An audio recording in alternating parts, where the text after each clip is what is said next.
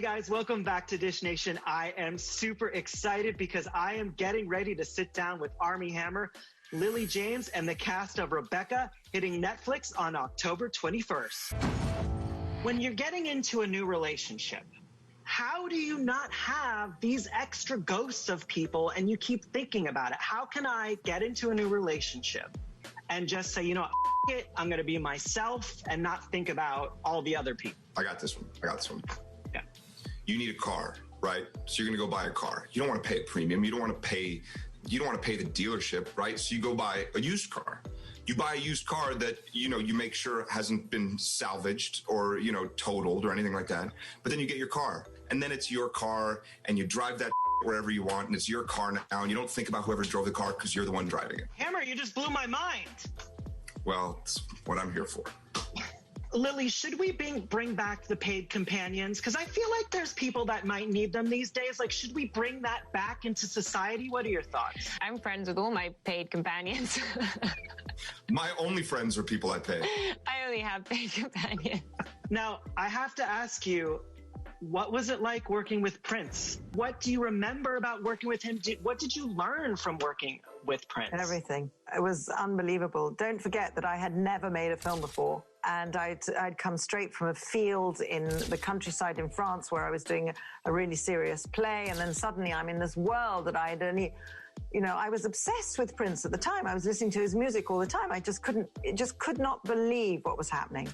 And then I found somebody who was incredibly helpful, who was my age. We were children practically. I don't know, it was just sort of an extraordinary experience. And throughout my career, he kept in touch and would send me encouraging messages, and I would see him from time to time. And he was somebody who counted a lot for me. Armie, now I want to ask you, the internet is buzzing right now because of your comment on Timmy's Instagram.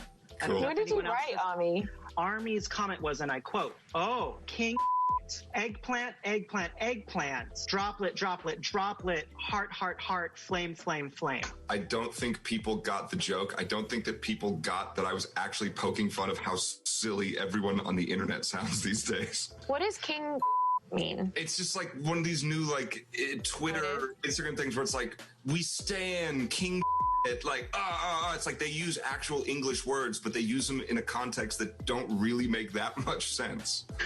Thank you guys. I really enjoyed the film. I thought it was very beautiful. See you, Andrew. Thank you so much.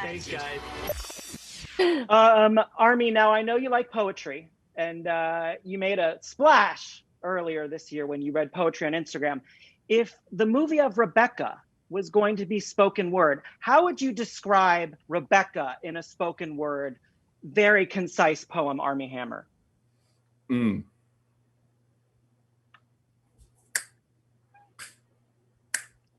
Oh my God. Watch it. Wrapping up, Lily, one of the reasons why I love watching this film is because, we've all been stuck in this box for 7 months. And actually, the last time I was with you, we were in Greece on that beautiful hotel on that island, which was amazing. So talk to me about what people are going to see in terms of just seeing beautiful locations and watching this movie and the romance and the drama. I think that Ben really wanted to recapture that old school Hollywood feel. It's very uncynical, it's very romantic, it's very pure.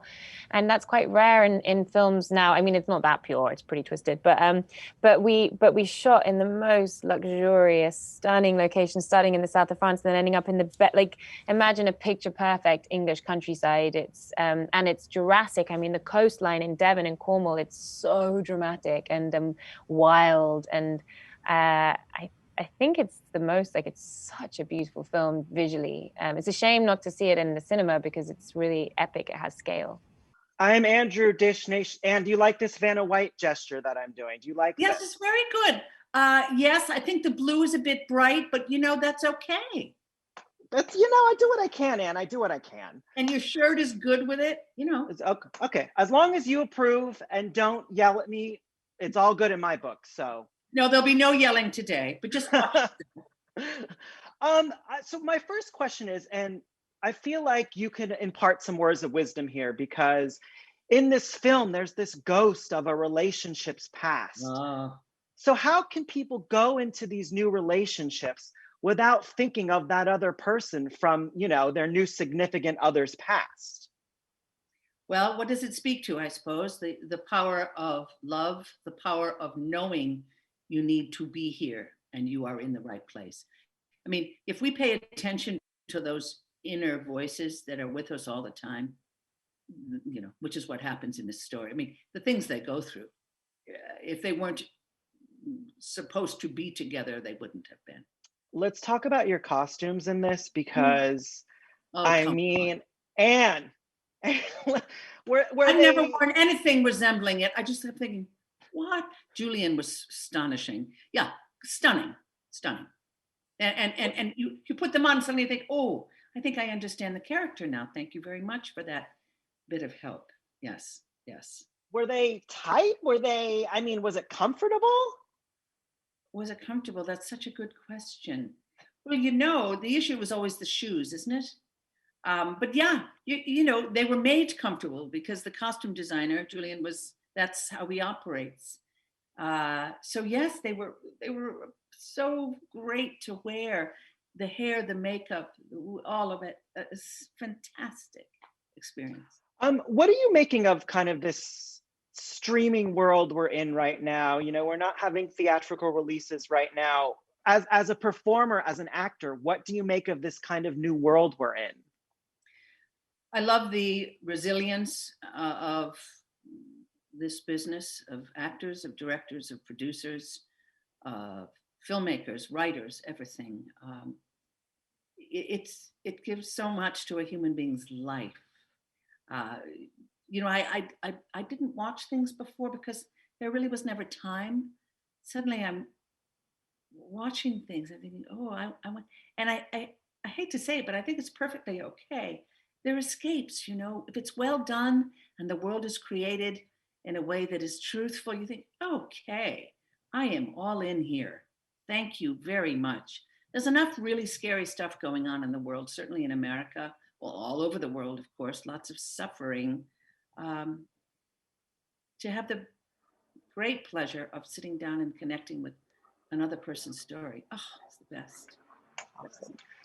Thank you, Anne. I love the movie. I thought it was I'm so glad. It was so beautiful. It was, like you said, an escape. Beautiful. A beautiful escape. Compelling. Yes. Thank you, Anne. Take care, hon. Take care. Thanks. Okay, Kristin, I have this fantasy that you and I are going to go to a bar and get martinis together, like that scene with you and Phoebe in Fleabag, because you're just so glamorous when you drink a martini. Lots of practice. True. So I guess kind of first talk to me about jumping from a character, a more comedic character like that to someone a little bit more serious like Mrs. Danvers.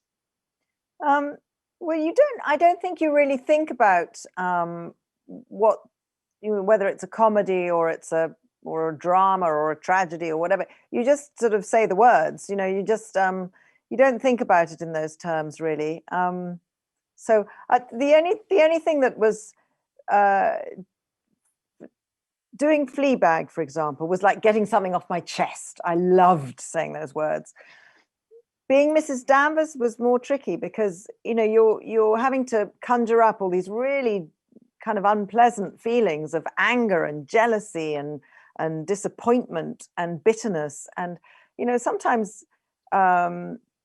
sometimes it gets quite, it wears you down a bit. So in fact, funnily enough, what happens in the Fleabag, for example, it was quite concentrated and it was quite off camera. It was very serious and everything was very, very concentrated. Off camera on this film, on Rebecca, we had to sort of muck about and make jokes and sort of take the tension out. So that's what happens. Do you think we all kind of need a Mrs. Danvers in our life? Because, she does, she has a complicated backstory, but she gets shit done. I mean, she runs that house like an iron fist. Yes, but I would prefer, no, I don't want a Mrs. Danvers in my life ever. In fact, I think I probably had one somewhere at school, at my boarding school or whatever, because she seemed to be quite, I knew exactly what I wanted her to look like.